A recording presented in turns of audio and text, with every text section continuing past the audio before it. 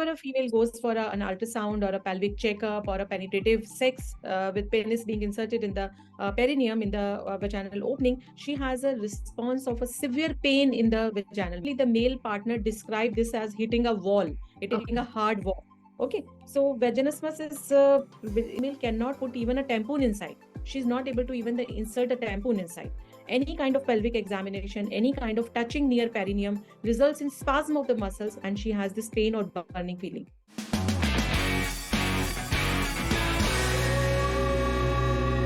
Dr. Nisha, thank you so much for your time. Thank you for giving me this opportunity. This is such an enormous help for all the listeners and for everyone to generate awareness.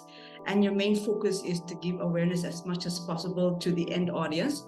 And for that, we salute you. Subak Health Tech welcomes you again. Today, I want to focus just on one particular topic which people usually do not hear about. It's vaginismus. So we want to hear what it is, what kind of people suffer from vaginismus, what are the symptoms like, what should we do, how should we seek for medical intervention.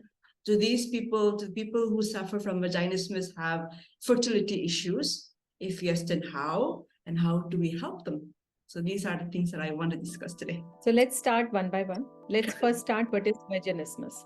So vaginismus is a sort of a pain or a burning feeling in response to a penetrative action in the perineum. So whenever a female goes for an ultrasound or a pelvic checkup or a penetrative sex with penis being inserted in the perineum, in the vaginal opening, she has a response of a severe pain in the vaginal muscles. So these muscles get into a spasm-like condition, and usually the male partner described this as hitting a wall, hitting a hard wall. Okay, so vaginismus is it has various origins, but why it is coming to limelight nowadays? Let me put a brief knowledge into this part. See, what was happening earlier was that most of the times females were getting married earlier, like when they were in their late 18s or early 20s or something like that. The marriages were happening earlier, and right from the very beginning, people were staying together, living together, and slowly, even the males had, there was a sort of a building up before doing any activity. The muscles were more flexible. The muscles were more, sort of, I can say that they can adapt to changes easily. But now the marriages are happening late. Most of the times the females are getting married late, and the muscles are not that adaptive. But this is one secondary cause. Usually what happens is vaginismus is of two types, primary and secondary. Primary means that the female cannot put even a tampon inside. She's not able to even insert a tampon inside. Any kind of pelvic examination, any kind of touching near perineum results in spasm of the muscles, and she has this pain or burning feeling. Secondary is that when she was having regular sex earlier, but because of certain conditions or some trauma or something which has happened, leads to this secondary vaginismus. So secondary vaginismus can happen sometimes after rape, sometimes after some kind of infection or delivery where the trauma has happened, or some kind of injury to the perineum. That can also lead to secondary vaginismus.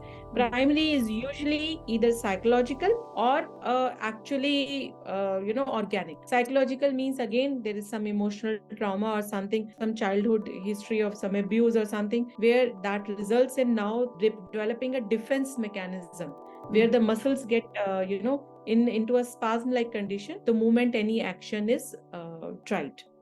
Okay. So now coming to the diagnosis, how you can diagnose. Most of the times females tell themselves only that I am not able to get a scan done, I am not able to get a checkup done, I cannot get into usually couples are coming to us with infertility, with the problems of not able to consummate the marriage. And trust me, sometimes it is so severe that whatever you may do, it doesn't get relieved. Sometimes, very rarely, it is because of a very tight hymen also. The muscles are very strong, and then you need to do a surgery to release the hymen, and it is fine.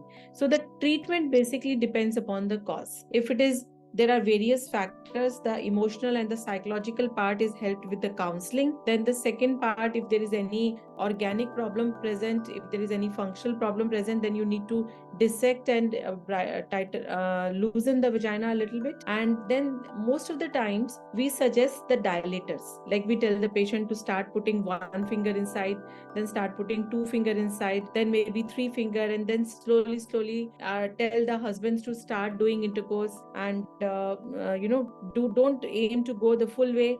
Just try to first introduce a little bit, then maybe relax and do a foreplay a lot more, so that secretions are there and she's a little bit more open to having an intercourse, and then try attempting it.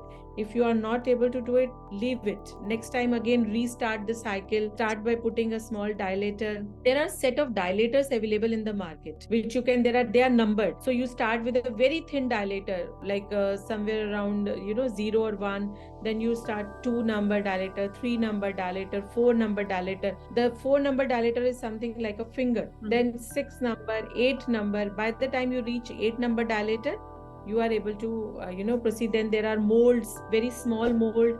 The patient can introduce slowly herself. Then she graduates to the bigger mold. They are all available in the market. The treatment consists of counseling, and then the treatment consists of some breathing exercises, letting go of the fear, then slowly introducing the dilators, and then coming to mold, and finally to normal penile insertion. So let me tell you, we have seen a lot of vaginismus cases, and it is treatable. It is treatable. Yes. There is nothing like it cannot be treated. I have 3 patients who had severe vaginismus, and then they delivered normally, vaginal delivery. So that is possible. The only thing, you need a lot of time, lot of patience, lot of counseling, and a stepwise approach. It's more of a systematic approach that helps solve the problem. And you need to address the root cause. The counseling plays a very major role in that. So often when people come to you, do you give the counseling yourself, or is there another counselor with you? So I basically, somehow people connect to me and I am able to counsel. But yes, this is a special subject, and we do have special counselors who are dealing in this particular thing only.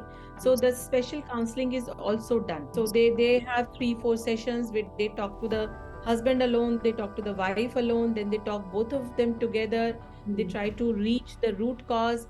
Sometimes they take all the history starting from the childhood, and then slowly they build it up. So it has more of a psychological part also, needs to be catered. So what are the percentage of women who are suffering from vaginismus? Do you have a number? As it is, I don't know exactly how many, but I have around 5 to 6% of patients coming to me are suffering from vaginismus, some sort of vaginismus. I believe that the lifestyle also has a role to play in that, because now we are less active, more sedentary, and the muscles are not that built up. The muscles, and we have also very low threshold for pain or something.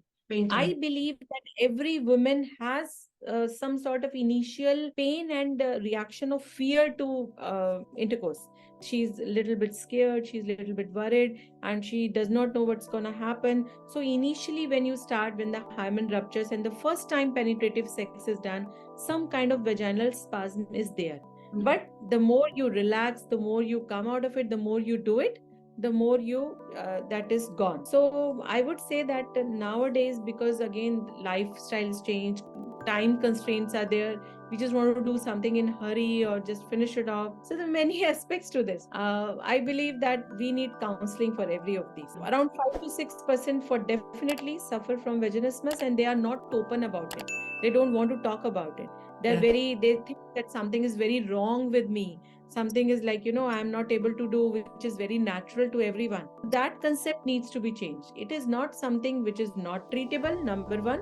Number 2, only counseling. And number 3, you will have to do some breathing exercises and practices to get over this. Fear. It is basically a fear sometimes. Fear and a mental block. No, fear and mental block, yes, in some cases. But in some other cases, there is an organic reason for that. Muscles actually go into a spasm. So the female actually has a very severe pain. And for those cases, we need treatment options. We need them to show to the gynecologist. Sometimes some drugs help. Sometimes using these dilators and all helps.